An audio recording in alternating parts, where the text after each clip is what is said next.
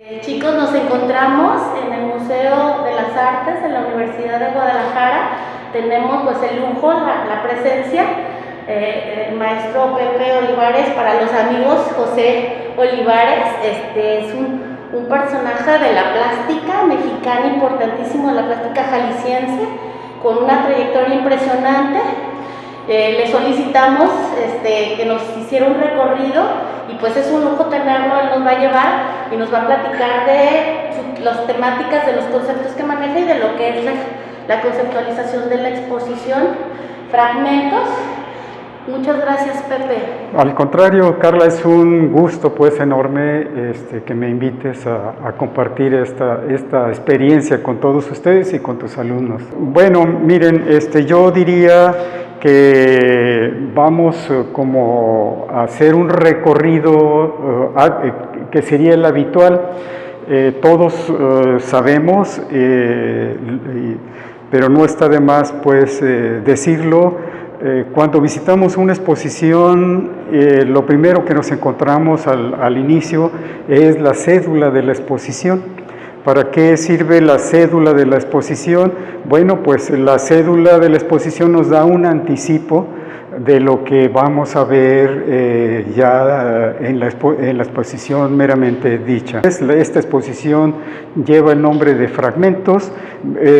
Vamos a ir viendo en el transcurso de la plática por qué fragmentos y espero pues explicarme correctamente y que ustedes lo capten, ¿no? Aquí este texto fue realizado por el curador de la exposición, Alejandro Olivares Cepeda, quien hizo la selección de la obra. El curador es el encargado de hacer la selección de la obra, pero hacerla no siguiendo un gusto personal, sino con una intención. Contar una historia, hacer algunas reflexiones, etcétera, ¿no? En esta ocasión se seleccionaron 77 piezas de diferentes formatos. Hay formatos de 30 por 30, son los más pequeños, y hay otros, la mayoría son de 1,20 por 1,20, y algunos de los cuales forman unos mosaicos que ustedes van a ver, que ya la medida que dan el mosaico son 360 por 360. En esta exposición corresponden cada uno de los grupos a diferentes etapas de mi trabajo, a diferentes reflexiones que he hecho, y eso pues lo vamos a ver enseguida, ustedes lo van a ver. Hay un grupo, el primer grupo que vamos a ver, que son los bocetos, los estudios a color que yo hago antes de hacer las obras ya al tamaño normal, y son piezas de 30 por 30. Inicio pensando en un tema y entonces empiezo a bocetar a lápiz en una libreta, en un cuaderno, empiezo a hacer mis bocetos solamente a lápiz, lineales, sin sombras, sin colores ni nada. En esta etapa lo que me interesa a mí es lograr una composición que sea equilibrada, que se integre todos los elementos que participan en ella, que tenga ritmo, que tenga movimiento, que no sea muy estática, en fin, que sea una composición agradable a la vista. Enseguida de esto hago yo unos ya en formatos de 30 por 30, debo decirles que trabajo normalmente el formato cuadrado. ¿Por qué razón? No lo sé, me gusta el formato, no hay una razón pues específica, simplemente me gusta el formato, tal vez porque el formato cuadrado nos permite jugar mucho con la composición. Un formato, digamos, rectangular, apaisado, o sea, horizontal, como que ya nos remite a un tipo de composición, ¿no?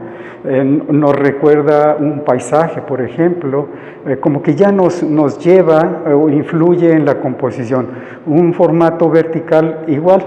O sea, ya nos está limitando y nos está indicando que la composición pues debe de ir de otra manera, en vertical, ¿no? Entonces paso en lienzos de 30 por 30, en bastidores de 30 por 30, transfiero esos bocetos y voy haciendo el estudio de color. ¿Qué colores les voy a poner? ¿Y por qué? Claro, los colores que escojo, y lo van a ver ahorita en el recorrido, son de acuerdo al tema, al proyecto que estoy trabajando. Las piezas que están en esta exposición, que son parte de un rompecabezas inacabado, ¿no? O imposible. ¿Por qué? Porque se darán cuenta ustedes en el recorrido que están agrupados, están formando mosaicos. Esta exposición, fragmentos, la hemos presentado en otros lugares, en Zacatecas, en Colima, aquí mismo en Guadalajara, nada más en la Casa Azul del CEDART. Entonces es un espacio muy pequeño, entonces fue una exposición muy reducida con algunas de estas piezas. Este espacio, como ustedes podrán verlo, es muy generoso en cuanto a los espacios disponibles, que eso nos permite armar mosaicos más amplios, ¿verdad? De ahí el juego que menciona Alejandro en su texto, de que no tienen una sola posibilidad de mostrarlos, sino podemos jugar con ellos, admiten el juego y entonces nos provocan, ¿no? O despiertan diferentes emociones diferentes. El efecto es diferente, ¿no? Es muy diferente ver una obra en el taller del pintor que verla ya colgada en un espacio donde hay una luz adecuada, el espacio entre una pieza y otra ya es diferente. Yo creo que la obra cambia de acuerdo al espacio donde se expone. Es exactamente, pienso yo, como leer un libro o ver una película. La vemos por primera vez una película o leemos un libro y captamos ciertas cosas. Volvemos a leer el libro y decimos, ah, caray, esto no lo había captado o no me había dado cuenta de esto. Con la pintura es igual, ¿no? Hay que darle su tiempo, pararnos frente a la obra y esperar qué es lo que despierta, qué sensación despierta en nosotros, analizar sus formas, recorrer todas sus líneas, la superficie del cuadro, y entonces, según el momento en el que nos encontremos y en el espacio que nos encontremos y según las experiencias personales de cada uno, va a ser lo que capte. Es exactamente igual que en la poesía. Si cada uno de nosotros leemos el mismo poema, a cada uno de nosotros nos va a decir cosas diferentes. Una de las cosas maravillosas del arte, ¿no? Que a través de esas sensaciones poder reflexionar sobre qué, pues sobre nuestra propia existencia, ¿no? Como seres humanos. Pepe, una inquietud, ¿por qué te decantaste o te fuiste por la línea de la abstracción?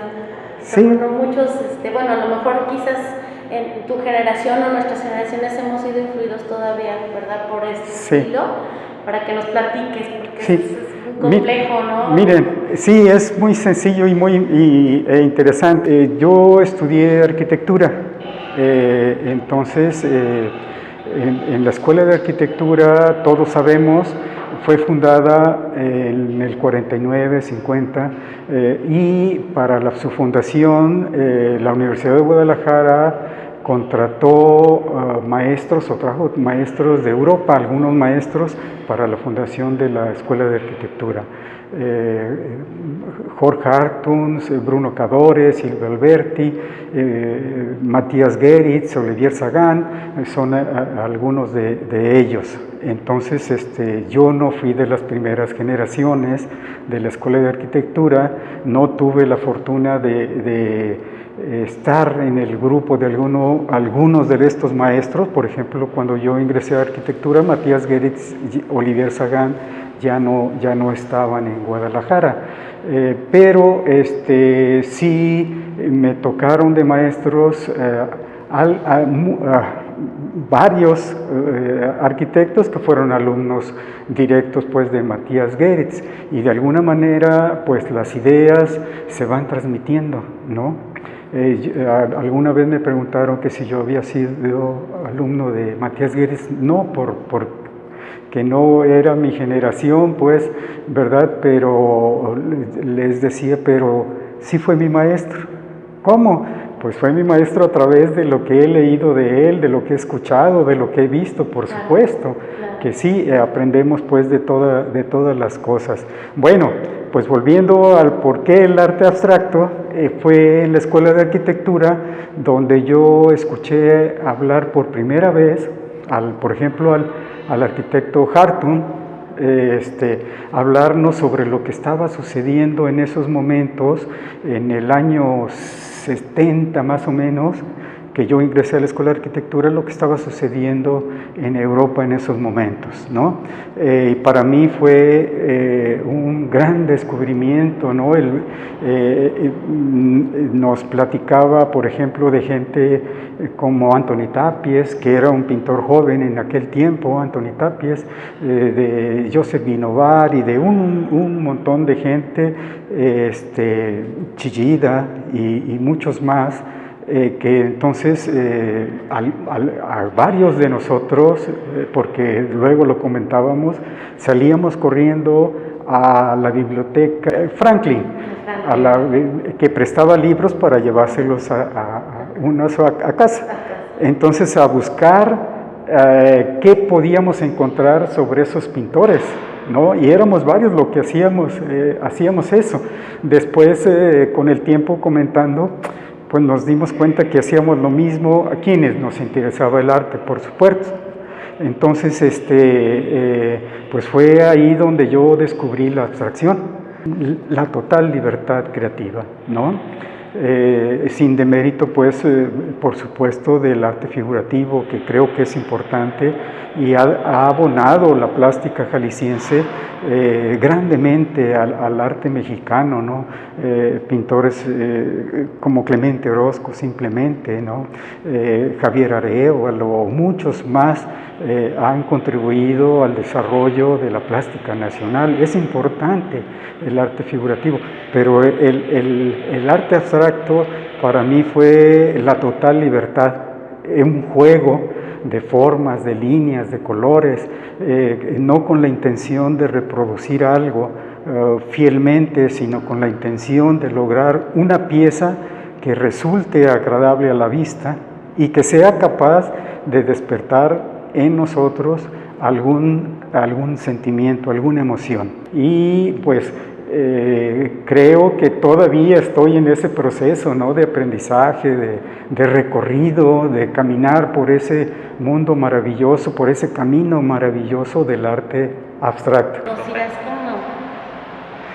bueno, comentando y compartiendo cómo sí. podemos darle esta lectura a la abstracción, Pepe, porque resulta a veces muy complejo para los estudiantes dar una lectura, ¿no? Sí. Hablamos ahorita, ¿cómo podemos interpretar la obra abstracta? ¿Qué elementos?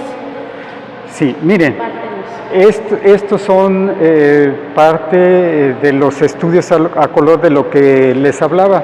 Por ejemplo, esta piececita está ya en su tamaño normal en aquella sala, ¿verdad? Es exactamente la misma composición.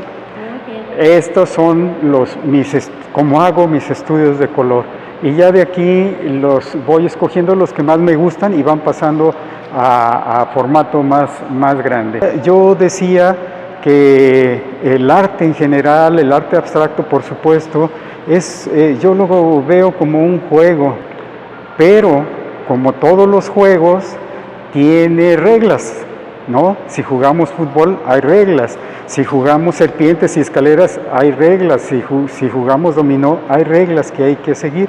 El arte también, el arte abstracto tiene sus reglas que hay que seguir, y eso, el que existan esas reglas, creo yo que hace más interesante el juego, ¿no? Entonces, ¿cuáles son las reglas? Pues las reglas de composición, que también valen para el arte figurativo, por supuesto. Las reglas de composición, la teoría del color, ¿no? El dibujar, se tiene la idea que los pintores abstractos no dibujamos o no sabemos dibujar. No, utilizamos la línea, los colores y las formas de otra manera, ¿no? Pero está ahí el dibujo, las reglas de composición, la teoría del color, todo eso, sí, la perspectiva, aunque en la abstracción podemos jugar con ella y cambiarla, sí, nos da la libertad de deformarla, de conformarla de otra manera, ¿no? Pero es un juego al fin y debemos de seguir ciertas reglas. Si mi composición que estoy trabajando en ese momento va a ser simétrica o asimétrica, cómo va a ser el esquema compositivo, si en L, si en P, o qué, en triángulo, en rectángulo, en líneas verticales, cómo va a ser mi esquema de composición, y jugar con él ahí en ese momento, dónde va a estar mi punto de interés, dónde están los puntos de interés y cuál es el que me interesa en esa composición resaltar, ¿no?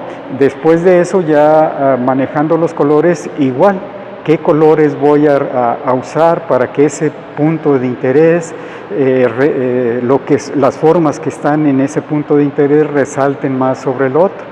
Entonces ese es el juego, ¿verdad? Y bueno, pasemos a la siguiente. Tú nos llevas, Pepe. Por aquí nos vamos. Miren, esta es otra serie de bocetos, vamos a decir. No hemos hablado, hablamos pues al principio del proyecto o la intención. Si se fijan aquí en esta serie,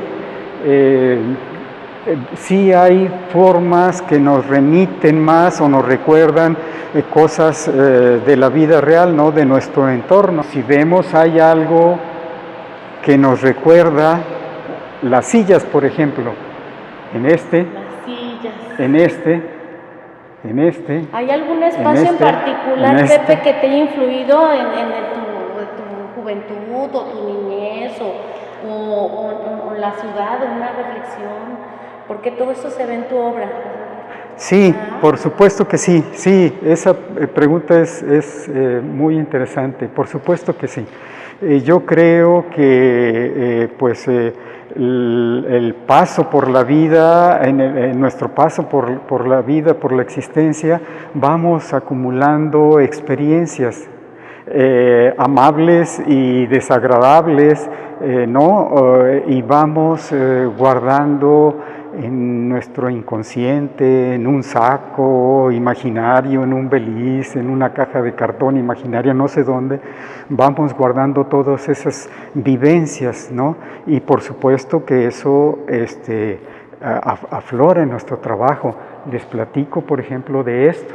Les decía yo, hay sillas, y esto, una vez reflexionando, escuchando, después de escuchar la voz, la canción de Joan Manuel Serrat, de Las Moscas, ¿no? Que tiene música de Alberto Cortés, creo, y que hay una frase que dice: ustedes, moscas vulgares, me evocáis todas las cosas. Y me puse a reflexionar, y es cierto, pues las moscas están en donde quiera, en todos lados y en todas situaciones, ¿no? Festivas y tristes y panteones y donde quiera están las moscas presentes. Se me vino a la mente las sillas, ¿verdad? Y entonces me empecé a trabajar una serie de bocetos pensando en esa relación el de las sillas con las moscas, en el sentido de que las sillas también son capaces de evocarnos muchas situaciones que hemos vivido, ¿verdad? O que hemos vivido nosotros como individuos o como grupo, o como familia, etcétera, ¿no? Como seres humanos, en una silla la madre espera a su hijo que nazca, por ejemplo, ¿no? Y está haciendo planes para el futuro y piensa, se imagina lo que va a ser su hijo de grande. Tal vez en la misma silla o en otra silla, la madre añora el tiempo que ha pasado con su hijo, sus hijos, hombres o mujeres, porque esos hijos pues ya salieron de casa. Entonces la intención pues de cierta manera es también despertar en el espectador esa inquietud, esa, sí, ¿verdad? Ese descubrir, exactamente. Ese descubrir, eso leer, eso decir, ¿qué me dice? Sí, ¿qué quiso decir quien hizo esto? Entonces eso es la intención. Pero una cosa es la composición, los colores, las líneas y otra cosa es lo que queremos transmitir o lo que queremos despertar en el espectador, ¿no? Por eso Vasily Kandinsky hablaba de los dos niveles, el nivel material, que sería la pintura, las texturas, lo que podemos tocar, oler y esto, y el nivel espiritual, lo que queremos transmitir al alma del espectador. Vasily Kandinsky decía, el arte debe de ir, la pretensión pues de un creador debe de ser llegar hasta lo más hondo, profundo del corazón del ser humano. Va a llegar a través de esas evocaciones, ¿no? de esa cuestión ya más espiritual, no material. Con lo material queremos lograr una pieza agradable a la vista, pero hay un trasfondo más etéreo, más sutil, ¿no? Entonces, por ahí va la cosa.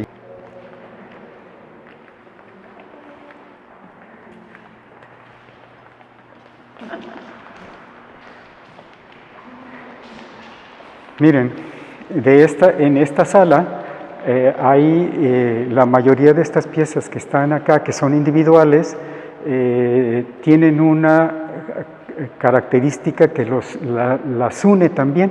Son piezas que algunas de ellas fueron realizadas en el 2009, creo que es la más antigua, 2009, 2010, 2011, en diferentes épocas, y que por alguna razón permanecieron pues conmigo en el taller, y que el año pasado me di a la tarea de retomarlas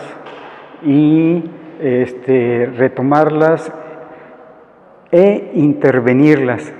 Intervenirlas quiere decir no tapar todo lo que había, no borrarlas, no pintarlas de blanco y volver a hacer otra pieza, no, sino la misma pieza, intervenirlas, pero bueno, pues ya con otra visión. Y entonces, por eso es que vemos que tienen dos fechas. Dos fechas, sí, ¿verdad? lo noté. Es la fecha de cuando fueron realizadas y la fecha de intervención, ¿verdad? Creo que por el momento ya así se van a quedar, y me gusta, me gustó mucho el ejercicio que se pensar, ¿verdad? Sí. Pepe, de repensar. ¿Cuántas veces no lo hacemos, no? Sí.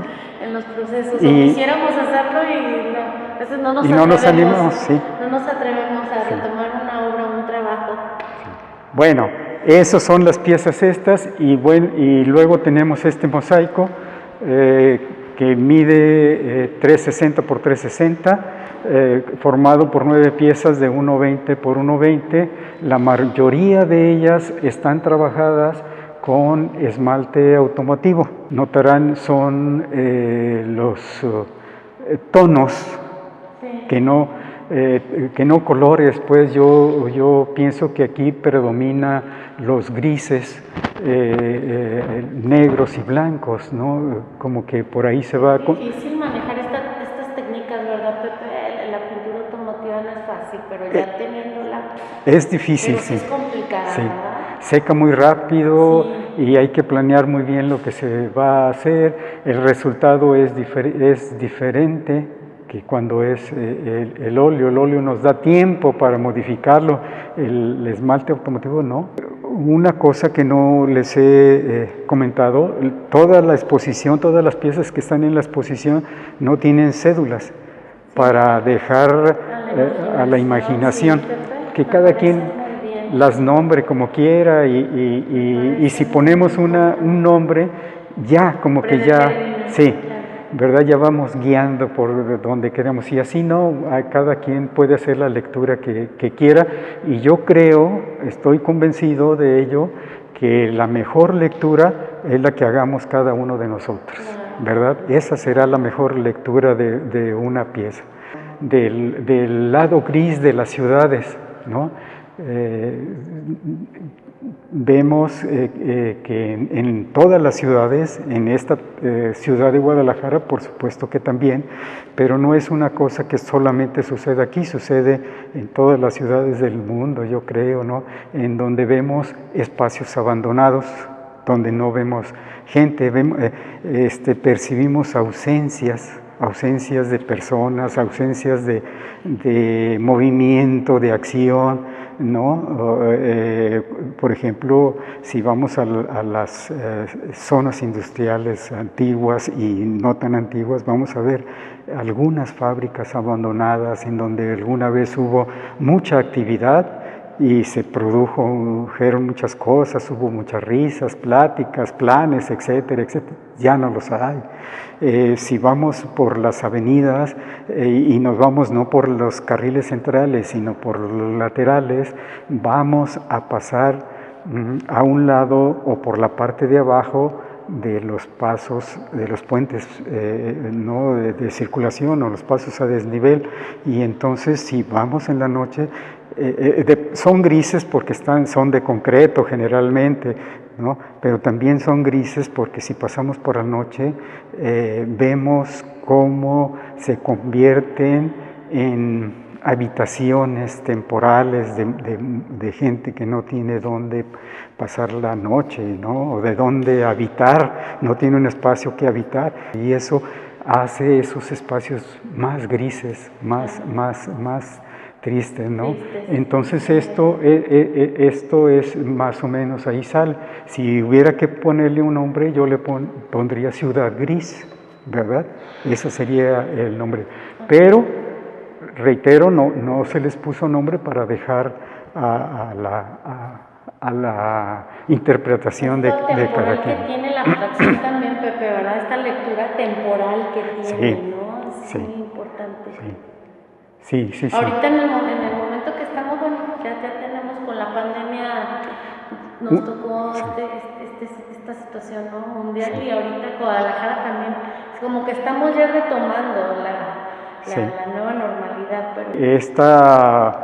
Este año y cachito que hemos vivido nos ha dado tiempo de permanecer más en casa, de comer con la familia, por ejemplo, de tener tiempo de reflexionar.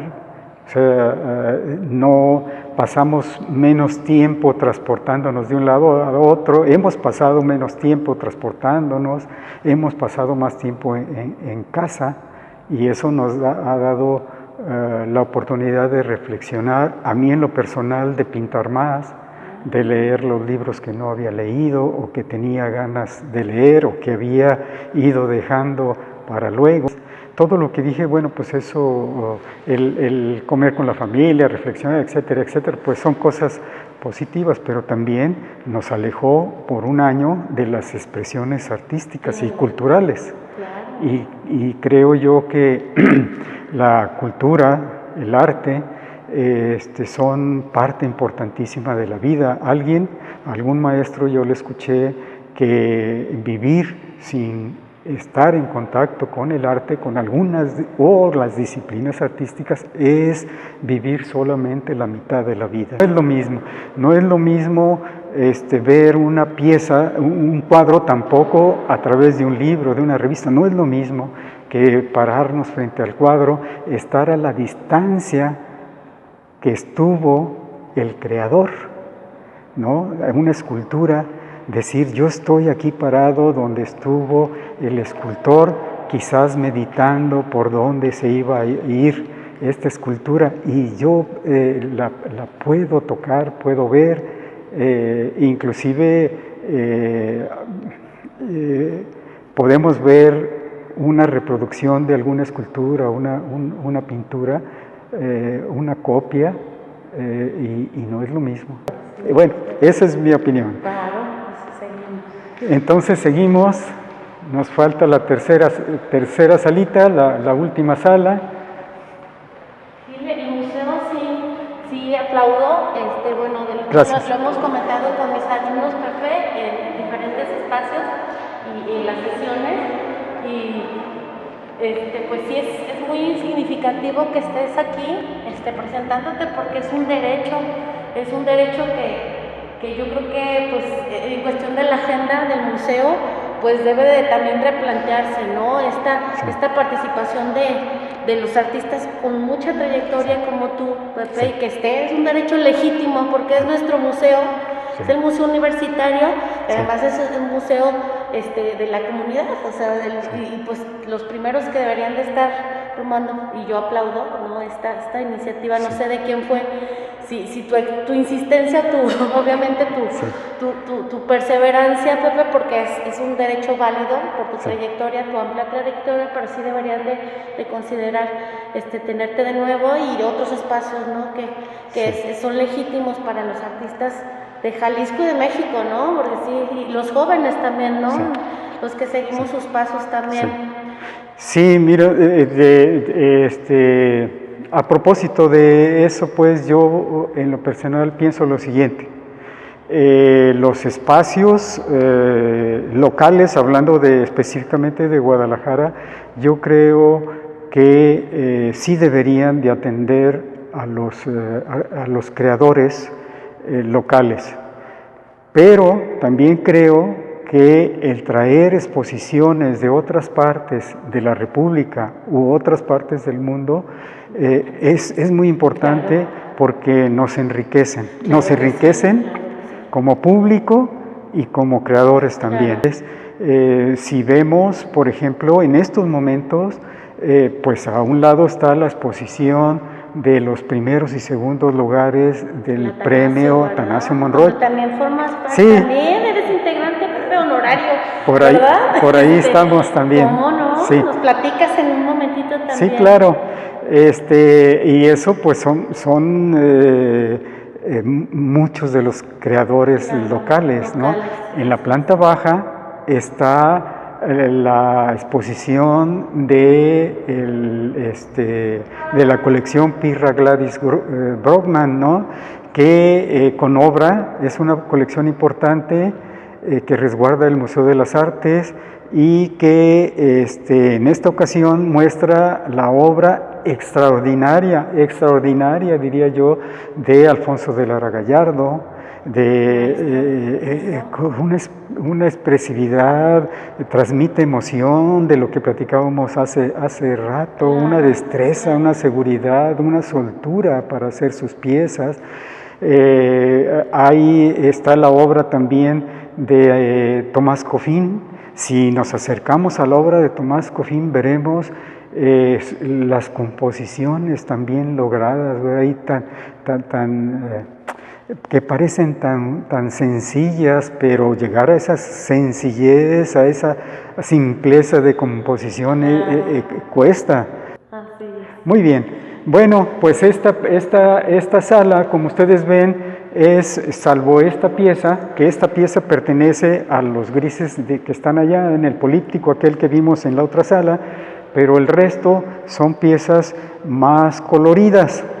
¿Y a qué obedece ese colorido? Ese colorido nace de haber tenido la oportunidad en los últimos 10 o 12 años de visitar muchas veces el estado de Oaxaca. Estuvimos mínimo 2 veces por año, estuvimos viajando a Oaxaca. Bueno, y conocer Oaxaca es llenarnos el ojo y el alma de colores, ¿no? Y tomarlas, apropiarnos esos colores y echarlos al cajoncito, a la caja de cartón de la que vamos a Oaxaca, y nos impresiona mucho que el color está presente en todo, en los vestidos, en las fachadas de las casas, en las artesanías, en la comida, en los mercados, que son extraordinarios. En todos lados hay un colorido fabuloso, extraordinario, ¿no? Entonces, pues eso se queda de alguna manera y está reflejado en estos cuadros, ¿verdad? De ahí nace pues esta seriecita que es un poco más colorida. Y también vienen algunos colores que ustedes los notarán, de los juguetes con los que jugué de niño. Todos todavía en los meses de noviembre sabemos que en el Parque Morelos pues hay una fiesta que cuando yo era niño era muy colorida. Ahora parece que el plástico, ¿no? Y los juguetes electrónicos, no sé, otras cosas, pues han desplazado un poco, mucho aquellos juguetes de madera, de cartón, de lámina, y muy coloridos todos ellos, los trompos, los valeros, las trompetitas, los cascos, las máscaras de cartón, las muñecas, eran muy extraordinarios, y también usando colores y combinaciones muy cándidas, no sé, inesperadas, y usando tintes naturales, ¿verdad? Y pues creo que esta es la última pues sala, y no sé, alguna otra cosa que... No, pues estamos encantados, Pepe, y sí nos sentimos muy orgullosos de que estés aquí. Y de que la agenda, precisamente como lo comentabas, de que sea incluyente y que siempre haya personalidades como tú, es bien importante, porque los que seguimos su trabajo, ¿no? Pues los que somos tenemos esta responsabilidad de la herencia, ¿no? De también seguir su trayectoria, la seguimos con orgullo, y bueno, mostrar a nuestros alumnos en esta parte académica, lo que me gusta mucho, porque tú y Rosalía son excelentes promotores, ¿no? Son unas personas muy cálidas, excelentes seres humanos, y bueno, muy honorables, y bueno, obviamente en este ambiente, ¿no? Siempre apoyan y comparten, ¿no? Y bueno, también yo quisiera mencionar que esto que llamamos el fenómeno artístico no es gracias solamente a los creadores, a los pintores, escultores, arquitectos. En esto que llamamos fenómeno cultural inciden y colaboran y empujan muchos sectores, claro, ¿no? Por supuesto, las instituciones donde se forman, donde nos formamos, las instituciones o los espacios de exposición, claro, de promoción, los medios de comunicación, claro, todo mundo empuja para lo mismo. Entonces, en ese sentido, creo yo que somos importantes todos, el público también, ¿verdad? Es muy importante, los críticos de arte, o sea, todos juegan un papel que hace que el fenómeno cultural se dé bien o regular o mal, definitivamente, ¿verdad? Si falla alguno de estos, pues el fenómeno cultural se dará regular o no se dará. ¿no? Pero sí todos tenemos el derecho y la obligación de participar en él. Y no nos sintamos ajenos o extraños, pues es parte de lo que somos, ¿no? Es parte de nuestro ser. Pepe, tú que también has llevado este proceso de como el mercado del arte y lo entiendes y bueno, participas de ambos lados, ¿no? Tanto como promotor como Sí. como dealer o comercializador de arte. ¿Qué nos puedes platicar de esto? Creo que el mercado del arte ahí está, ¿no? Definitivamente el mercado del arte es un mercado reducido, no es como otro, el comercio de los alimentos, ¿no? Que diariamente se da, sino que es otro mercado muy especial. No es un mercado muy amplio, pero creo que también en ese sentido podemos contribuir. ¿Cómo? Pues yo creo que acercándonos al arte, hablando como público, ¿verdad? Ya no como pintor, sino como público. Como público tenemos la obligación de cultivarnos, y ahí otra vez el arte ahí está y es parte de la vida. Acerquémonos, cultivemos nuestro conocimiento. Eso nos hará un público más exigente y eso hará que la producción artística sea mejor y eso hará que llegue a más público, ¿no? Y que seamos una sociedad culta, educada, amante del arte. Y eso también, por supuesto, que redundará en el mercado del arte, ¿no? Habrá más amantes del arte que quieran tener una pieza, que valoren una pieza, que valoren el arte y que lo coleccionen. Y bueno, animándonos a actuar, pueden suceder muchas cosas y seguramente pues sucederán. Aquí lo vemos en tu trabajo. Pues te agradecemos mucho, Pepe. Estamos muy orgullosos de esa trayectoria tan importante y todavía todo lo que te falta, ¿no? Eres un jovenzuelo, ¿sabes? Sí. La verdad yo te los admiro mucho a ti y a Rosalía. Sí. Son como un dueto para mí en el sentido del acompañamiento en un equipo. Sí, claro. Mi admiración para ustedes y bueno, para ti como creador, como persona. Y bueno, aquí vemos esa explosión, ¿no? de emocional. Yo me siento muy contenta, muy emocionada estoy, precisamente porque veo lo que amo, ¿no? Aquí reflejado en tu trabajo. O sea, me encanta ver todo este nivel de cualidades. Encontramos en la sala que está también aquí en el museo, está dedicada y está expuesta la obra de la Bienal de Pintura José Atanasio Monroy, que obviamente, bueno, hablando de la trayectoria de José Atanasio Monroy, bueno, es bien sabido, ¿verdad?, de la intención de la promoción de los artistas. Es un concurso, es un certamen muy respetado, y aquí tenemos también la participación siempre importante de Pepe, y nos va a platicar un poquito de esta obra que fue seleccionada precisamente entre estas. Sí. Yo creo que cientos de obras, y obviamente, bueno, Pepe aquí tiene un lugar privilegiado como se lo merece, ¿verdad? Y nos vas a platicar, Pepe, de este ¿cómo no? trabajo.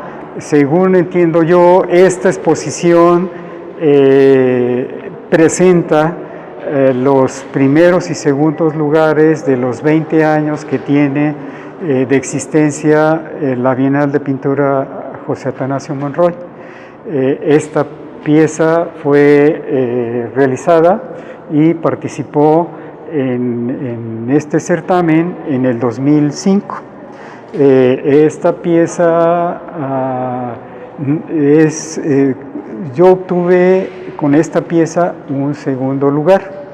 El primer lugar, y me siento muy orgulloso de ello, en esa ocasión el primer lugar lo obtuvo mi maestro, que fue mi maestro en arquitectura, en la Escuela de Arquitectura, el arquitecto Héctor Navarro, que es una pieza que está aquí enseguida, ¿no? Entonces, pues el que mi maestro haya ganado el primero y yo el segundo me hace sentir y me hizo, sentir muy bien en esa ocasión.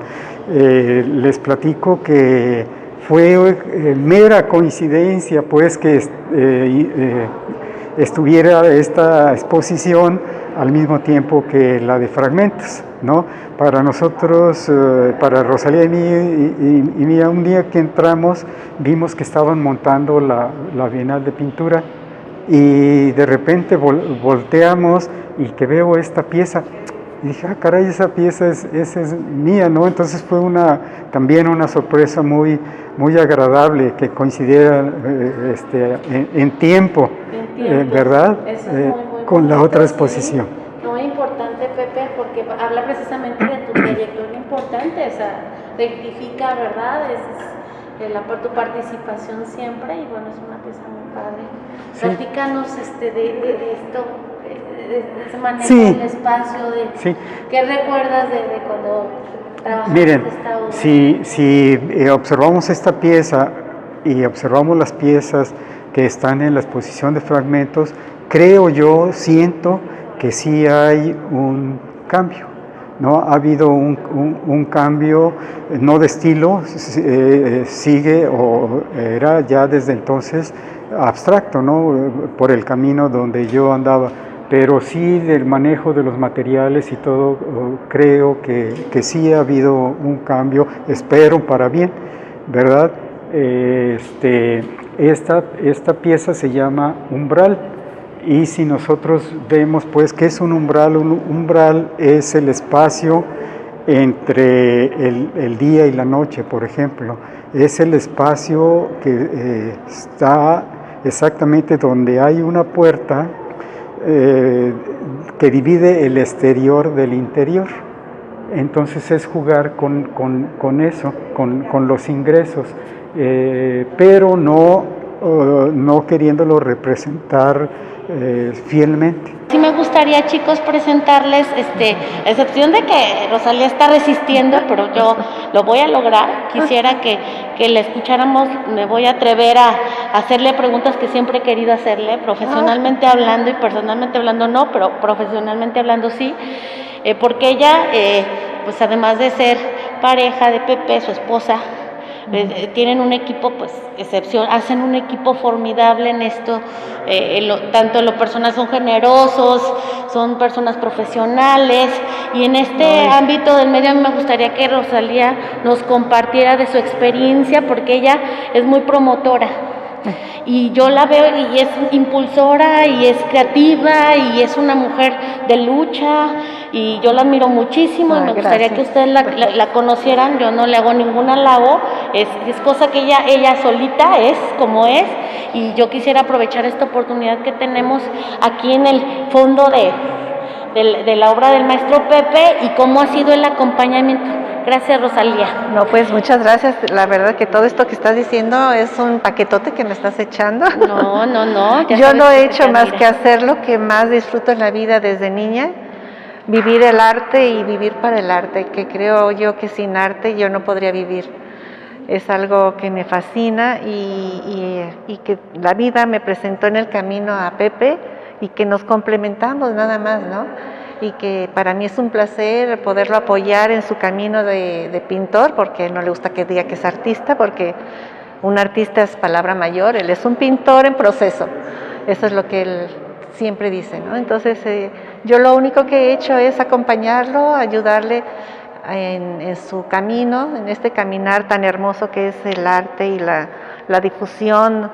Ese es mi papel, nada más difundir lo que él hace, ¿no? Sencillo. Sí. Si tú armas toda la agenda, tú eres la promotora número 1, pues tú platícanos, ¿qué opinión, cómo ha sido como este proceso en ti, cómo tú has vivido en cuestión como gestora, porque eres gestora, eres promotora, entonces pues, ¿cómo ha sido la mira, experiencia? yo no estudié la carrera de gestora, pero a mí se me ha dado naturalmente desde que me casé con Pepe, pues en apoyarlo en ir a hablar con las personas para buscar una agenda en los espacios. Y a partir del 2010 fue cuando más lo sentí, ¿no? Ese llamado tan fuerte que para mí naturalmente se me ha dado toda la vida, ¿no? Que fue cuando hicimos lo del comité para la celebración de los 100 años de la abstracción. Importante, claro. Sí, y ahí fue cuando me di cuenta yo que me gustaba, que era un placer, ¿no? Y pues aquí estamos, a partir de ese año que fue intenso, fue un trabajo pues en equipo de todo el comité. A ver, platícanos de ese propósito, Rosalía, para la clase de historia contemporánea, porque vemos cómo funcionan estos colectivos, cómo se da pues ese comité lo conformamos amigos solamente, que fue Javier Ramírez, ajá, Bettina Monti Colombani, el maestro Víctor Guzmán, mi hijo Alejandro Olivares Cepeda, Pepe, por supuesto, y yo, ¿verdad? Fuimos los que conformamos el comité, nos autonombramos, porque estábamos en un taller con Víctor Guzmán, sí, duramos 3 años estudiando Historia del Arte. Maestro Víctor, claro. Donde vimos desde la prehistoria hasta la actualidad, que fue un taller hermosísimo que disfrutamos muchísimo y aprendimos muchísimo todos. De él se aprende mucho. Y ahí fue en el 2009 cuando nos dimos cuenta que en el 2010 se cumplían los primeros 100 años en que Kandinsky nombró su obra como una obra abstracta, ¿no? en ese género. Y ahí fue cuando planeamos hacer una celebración durante todo el 2010 de los primeros 100 años. Nuestra meta era hacer un evento por mes y terminamos con 54 eventos.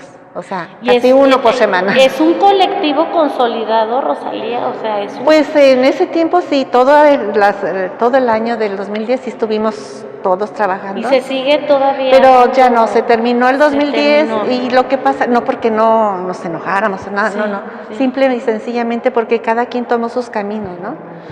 Sí, el maestro Javier Ramírez, pues él estaba estudiando su maestría, Bettina también tenía otras cosas, nosotros teníamos otros proyectos, entonces cada quien tomamos nuestro propio camino, pero seguimos hablándonos, comunicándonos como buenos amigos, nos estimamos todos. Pero seguramente habrá otros proyectos, Rosalía, algún día vamos. Yo creo que sí. Ahorita pues nuestros proyectos es pues con Pepe, ¿no? Mi proyecto. ¿Qué planes hay? A ver, platícanos. Bueno, ahorita yo lo que quiero es llevar la obra de Pepe a otras ciudades, ¿no? Excelente. Eso es lo que mi meta, esa es mi meta, espero que ya se iba a lograr. Fíjate, el año pasado tenía Pepe ya planeado una exposición en el Macay. Sí, y por la pandemia pues se suspendió.